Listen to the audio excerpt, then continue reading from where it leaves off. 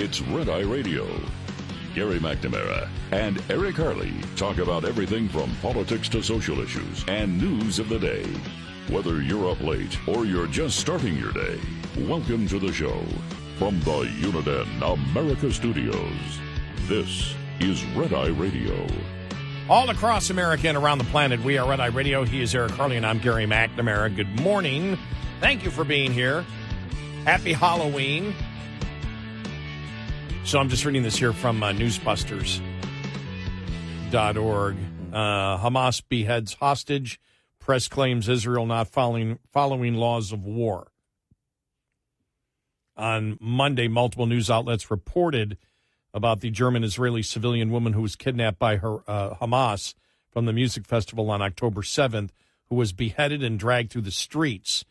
But during the White House press briefing with John Kirby later that day, most of the liberal questionnaires were more concerned about whether or not Israel was the side violating the rules of war. Here's just a part. I'm going to play a couple of clips here of some of the questions that were asked. And as the IDF enters this sort of next phase of this conflict, the president again urged Prime Minister Netanyahu to act in a manner consistent with international humanitarian law. Does the president still feel, or does he feel that Israel is abiding by the rules of war? But if the president terrorists, I might add, that are using innocent Palestinians as human shields. But is the president concerned that Israel is going to break the rules of war? And if not, why does the president feel the need to repeatedly bring this up in, it seems, every conversation that he has with him? Because it's something that even the prime minister brings up in the conversation. The U.S. ambassador to the UN said that we should not be numb to the suffering of Palestinians, whether it's the journalists, ordinary people, or aid workers. The number now is 53. Every time we sit here, the number goes up. And also, the Save the Children Fund said that the number of children who was killed in Gaza is more than the whole world conflict since 2019. So why do you think you keep saying that we don't want civilians to die, and you ask Israel to exercise restraint and to abide by international law? Why do you think your message is not getting through to the people in the Middle East?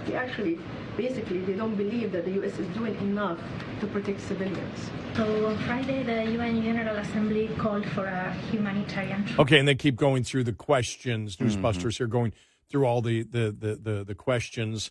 And this is where the Hamas propaganda is just being promoted big time by members of the mainstream media out there. Yeah. I will say the first reporter that asked the question, it seemed like she was saying, why does the president keep bringing it up?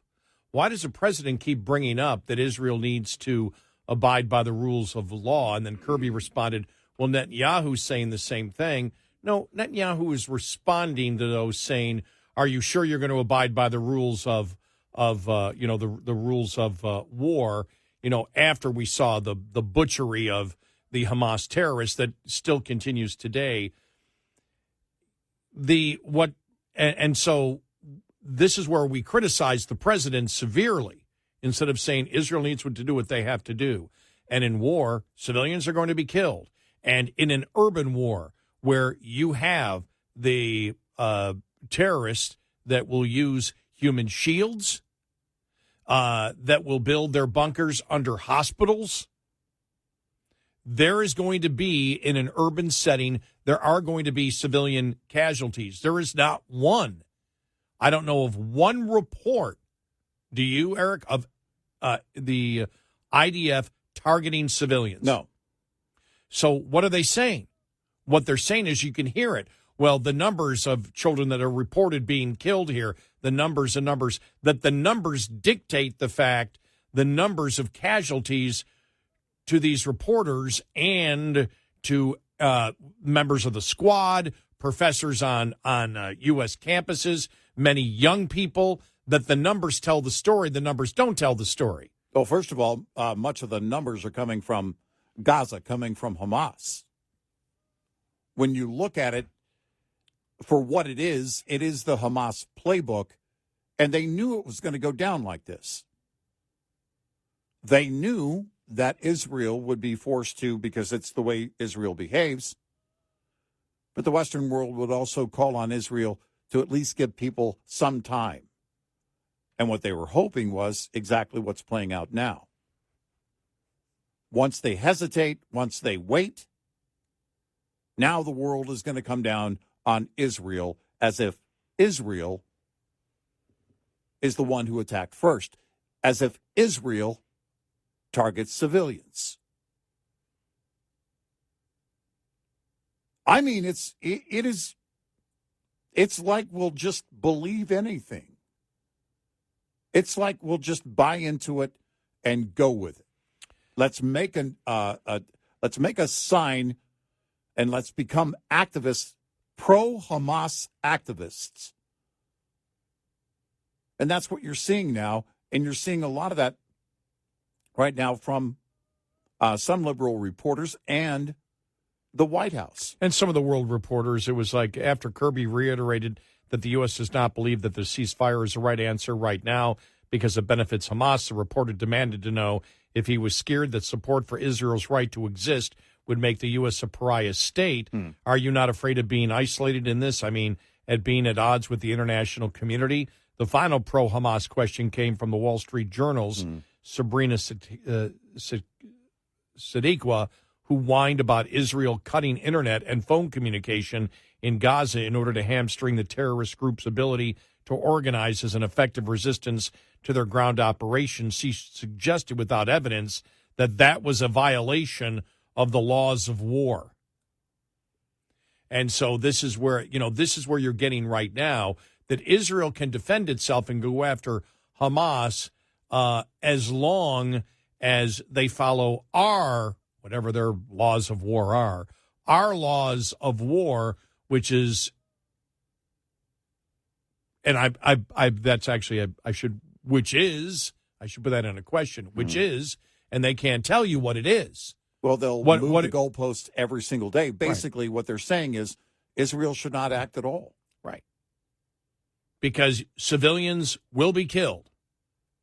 And so if you say, well, we know civilians will be killed in any type of urban war, are you suggesting that if civilians are killed, what is your qualification as to, because nobody asked them, nobody asked the reporters, what are you stating as the law of war?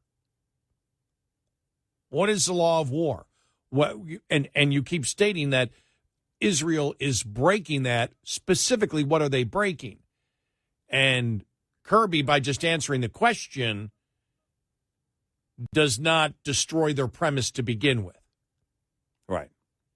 Because he doesn't destroy the premise saying, well, that's not, civilians being killed is not, it may be horrible, but that isn't, again, civilians, collateral damage will happen.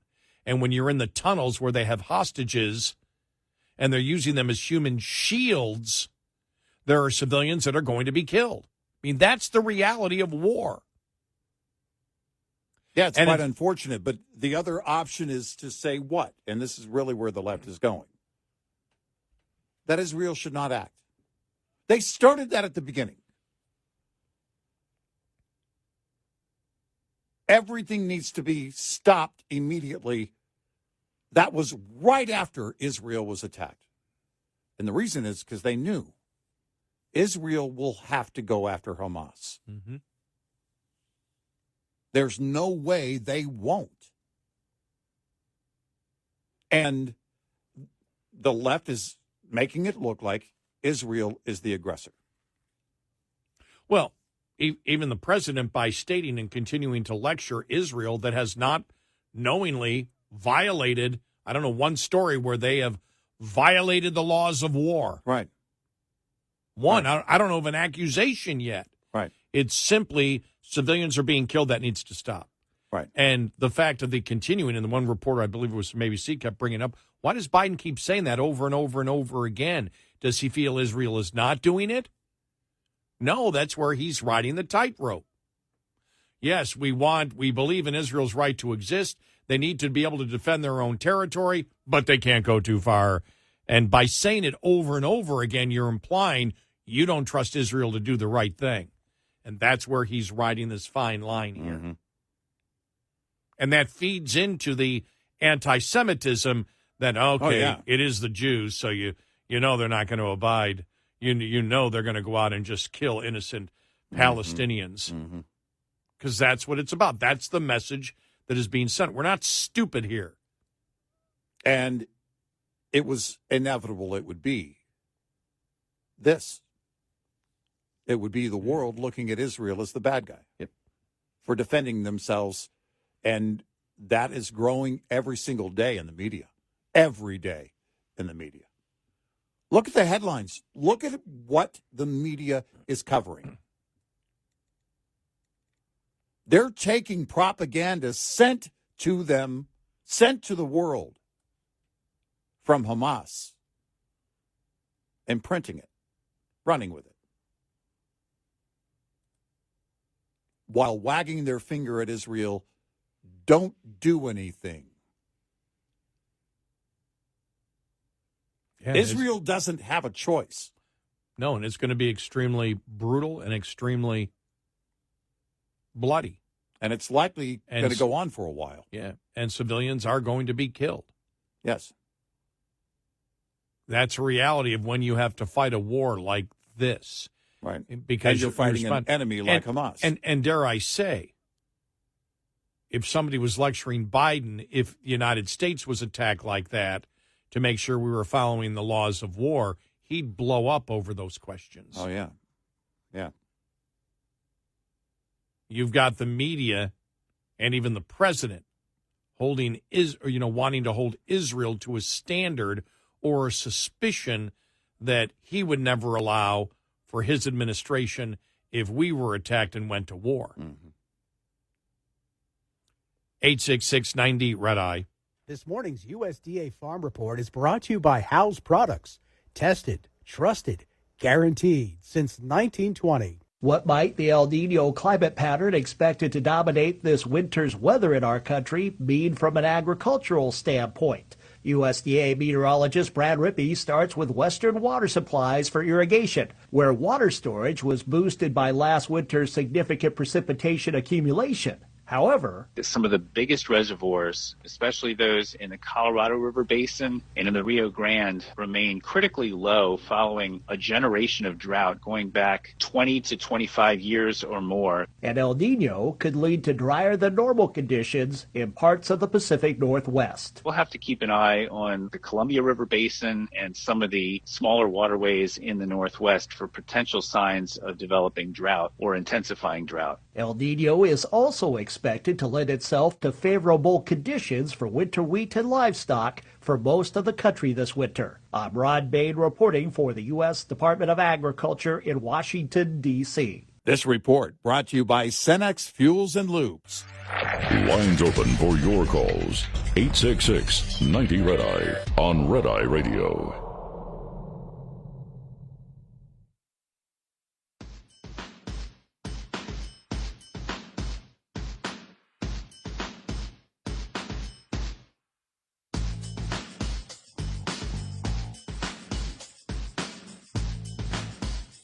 It's Red Eye Radio. He's Eric Carly, and I'm Gary McNamara.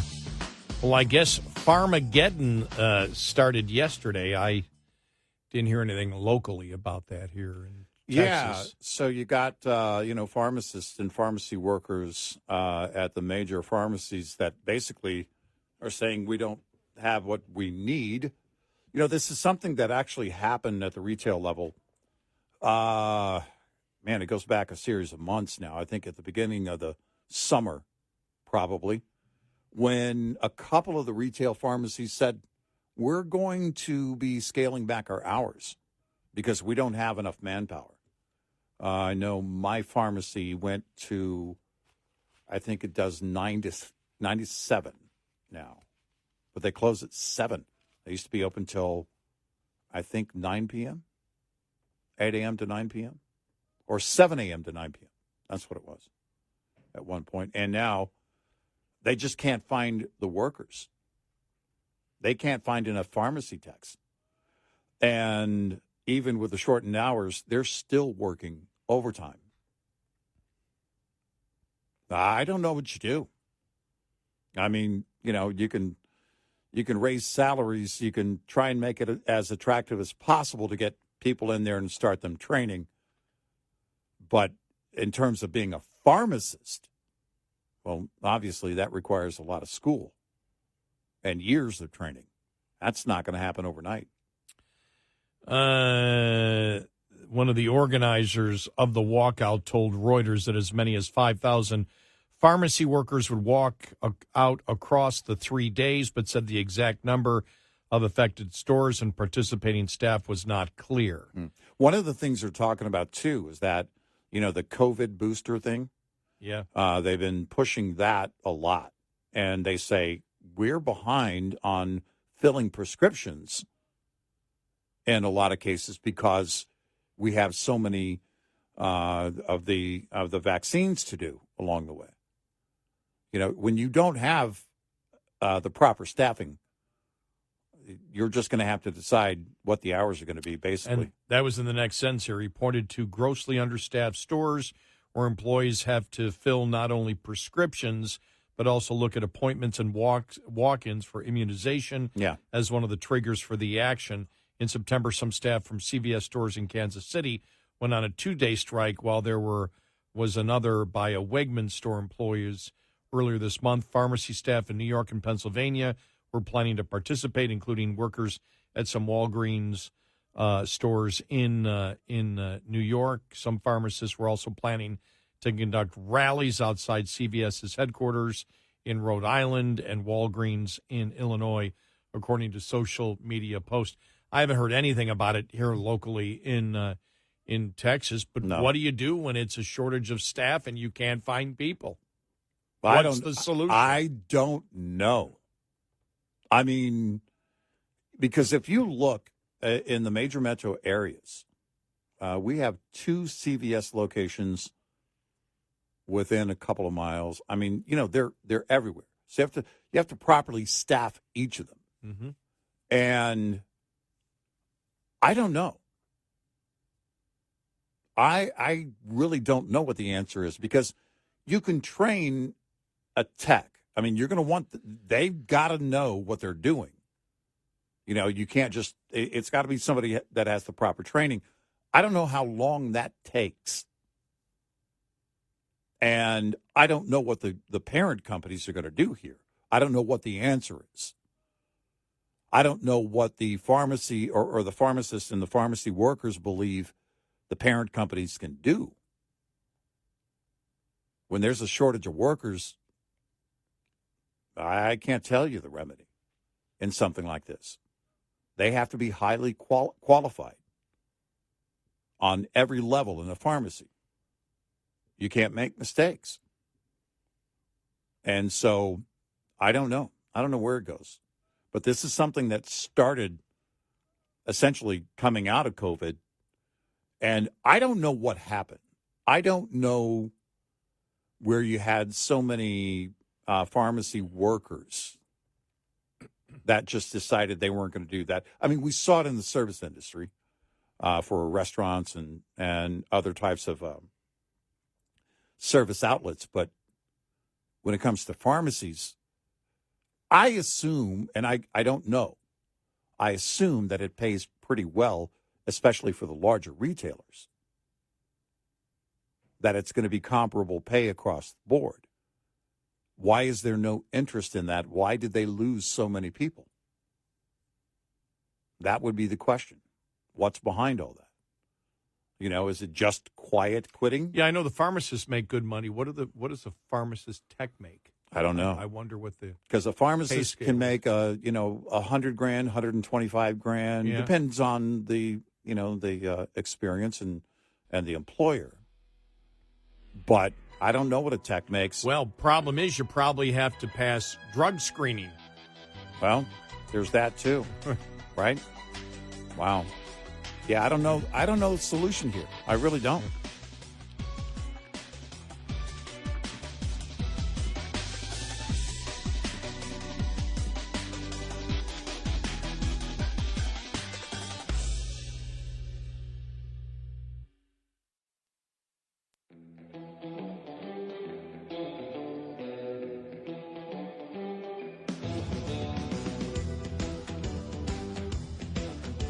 You're listening to Red Eye Radio. from the Uniden America Studios. And he's Eric Harley, and I'm Gary McNamara. Good morning. Download our Red Eye Radio app today. Listen when and where you want if you can't listen live overnight, which is the preferred way. McDonald's on Monday reported that its revenue was up 14% in the latest quarter. Why? Strategic menu price increases. Let me see. However, they did not disclose how much they had increased its prices, which generally vary between locations.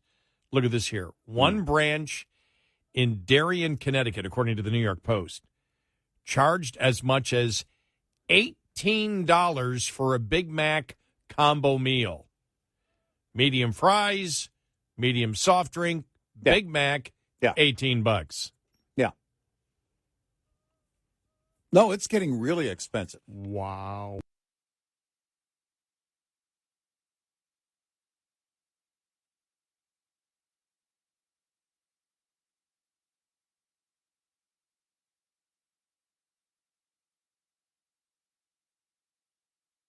It's getting really expensive. Wow.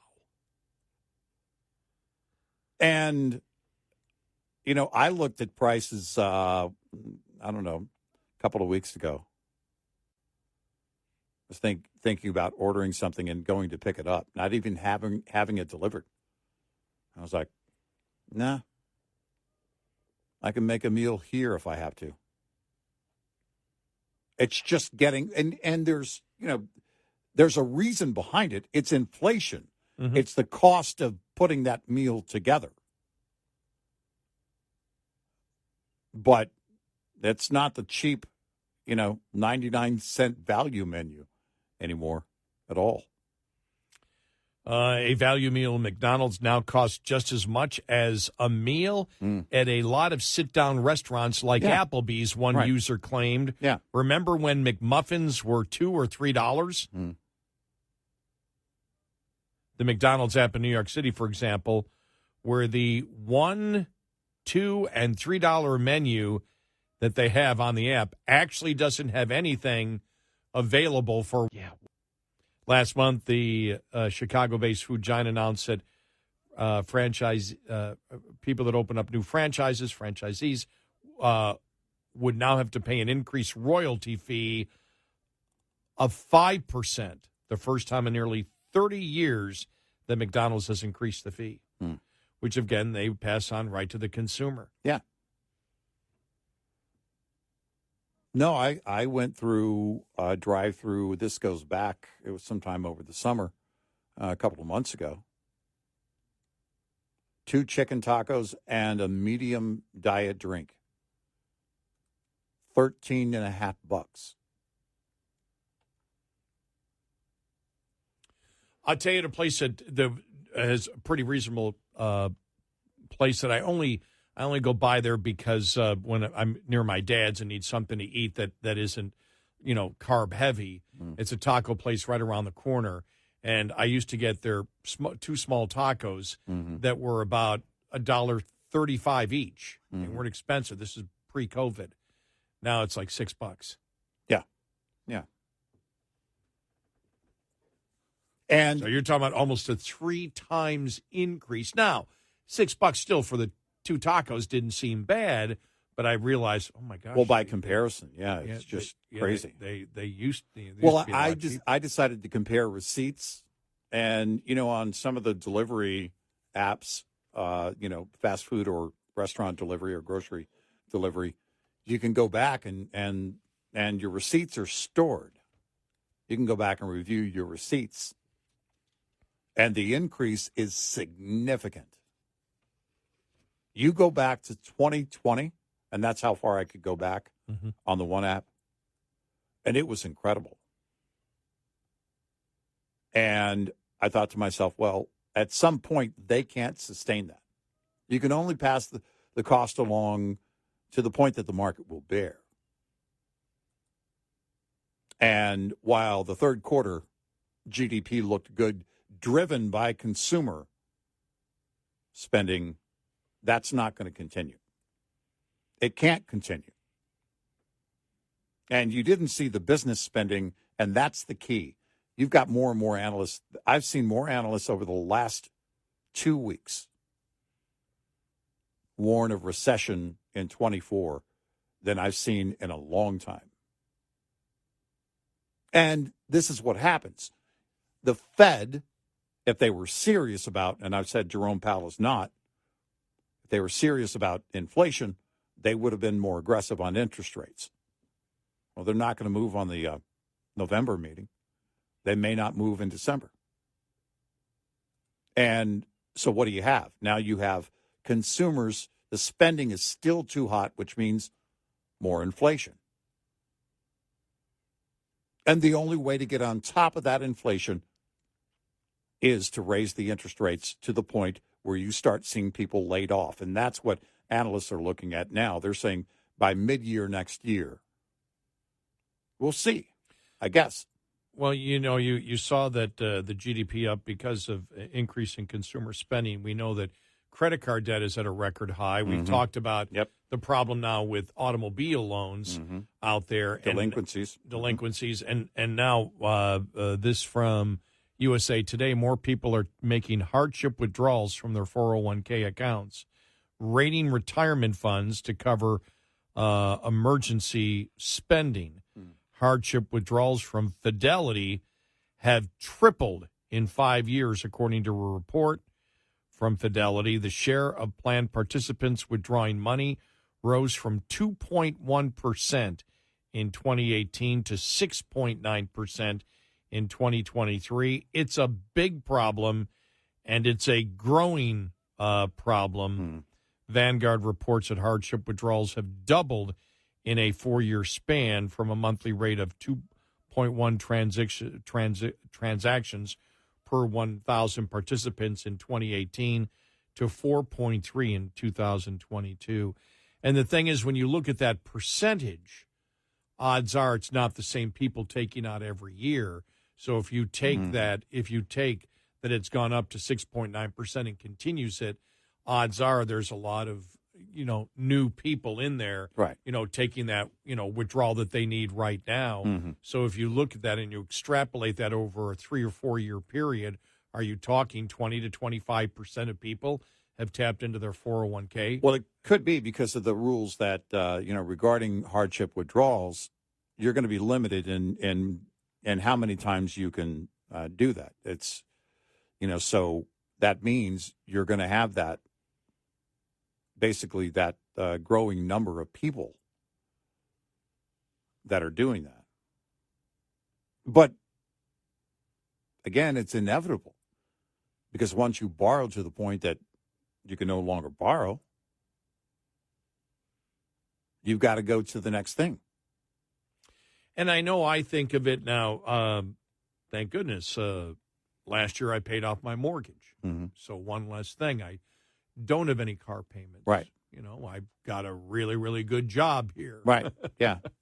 There's the tough part working with you, but wow, it's a good job. What are you going to do? But I still have never lost that, the value you have for money. But the value you have for money is, you look at it, inflation can drastically change your outlook. Well, it can get to the point, the tipping point, the threshold point, where you look at it and say, because if you're providing for a family, even with two incomes, you're saying, we're doing everything we can, and it's still not enough. And that's how, and I mentioned, I don't have that family to worry about. And that's why I've stated over and over again, just like you, I don't know how many people are doing it right now, how they're spending more money. Maybe it's because they feel like they have job security, so they can take out more debt. If look, nobody's going to fire me, they can't find anybody, which, again, if you feel your job is extremely secure, you're more likely, there's a greater incentive. Economics shows it, greater incentive to borrow money because you feel like you're in a safe situation. But I just look at, every time I go into the supermarket, it's like, wow. But the other thing is, when it comes to big ticket items, and that's why I said I paid off my mortgage last year, I wouldn't be in the. I can't imagine right now wanting to buy a house right now at this time with what the financing rates cost and with the price of vehicles. I was looking at the UAW deal with General Motors. Immediately, an $800 to $900 increase in the cost of a car. Mm-hmm. Yeah, is what it's going to cost. Is what I believe General Motors said. I forget about electric vehicles. I'm looking at the price that I paid for my vehicle 6 years ago compared to it now, and I'm shaking my head saying, well, I wanted to get, another vehicle. But I want to get another vehicle before I die. But that vehicle, I plan on, getting maybe when I retire, and I'll just put a couple of thousand miles on, and that thing will last me, until I die. Mm-hmm. And I look at the price of it now, even though I can afford it. And that's my point. I can afford it, and it's still bothering the daylights out of me. It's a totally different ballgame because I've been there when you can't afford it, and you've got to have it. Yeah. But, I don't remember. And again, I was in college at the time. I view it, and maybe it is no worse. Maybe it's just where I am right now and the value of $1, and it's more of a focus as you get older. But to me, this inflation is worse than what I remember in the 70s from what I had to purchase at that particular point. Well, because if you look at it especially with interest rates, if you're talking about being in a situation where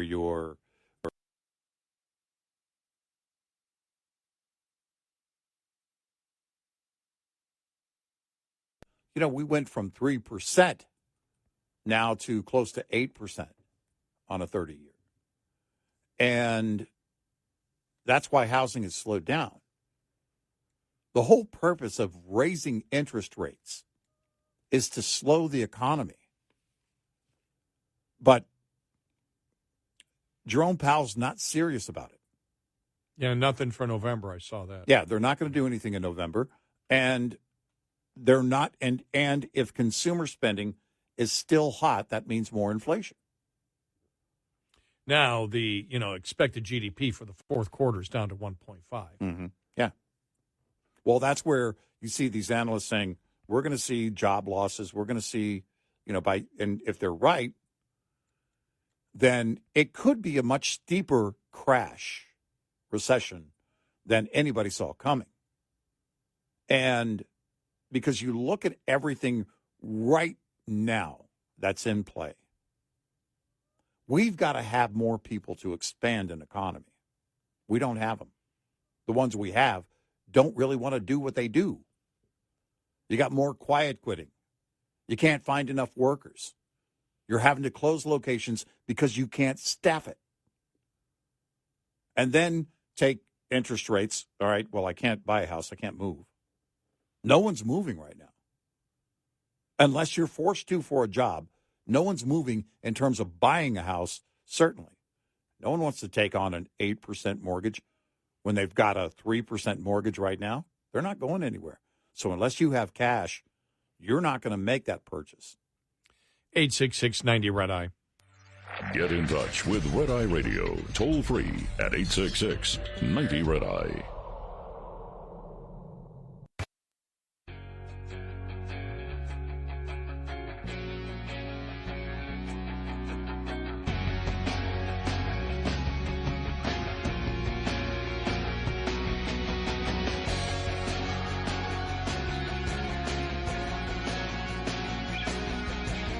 It's Red Eye Radio. He is Eric Hurley, and I'm Gary McNamara.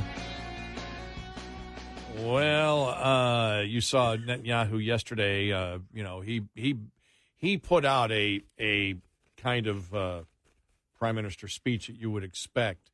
Yeah. We're going to war. Yeah. This is war. Yeah. And, say what you want. And, we talked about the liberals in the media yesterday talking about, well, how do you know Israel's going to follow the rules of the law of war? Yeah. And it's like, all right, you're going to ask the question, but it's not going to get you anywhere, not even with the United States. But the one question that the ABC reporter asked, The president keeps talking and saying is Israel. Why does he continue to say it? Does he believe that Israel is not going to follow it? And it's going to be interesting to see what happens. Now, we knew that he would be trying to walk that tightrope. Yeah, right. We knew it. Yeah. Democrats are all walking the tightrope right now. We support Israel, but they have to protect civilians. How? Yeah. How? Right. No, they You know, can't. what- They can't really define it. And that's the point, Eric. Somebody has to ask, what's your parameters then? Right. What does Israel, do you believe, doing wrong? Well, civilians are dying. That's then it. what should they do? What are they doing Right. wrong? What should they do? And they can't answer the question. No. Well, yeah, they can. Well, humanitarian pause. Yeah. Yeah. We want peace. We Yeah. want peace. We want peace.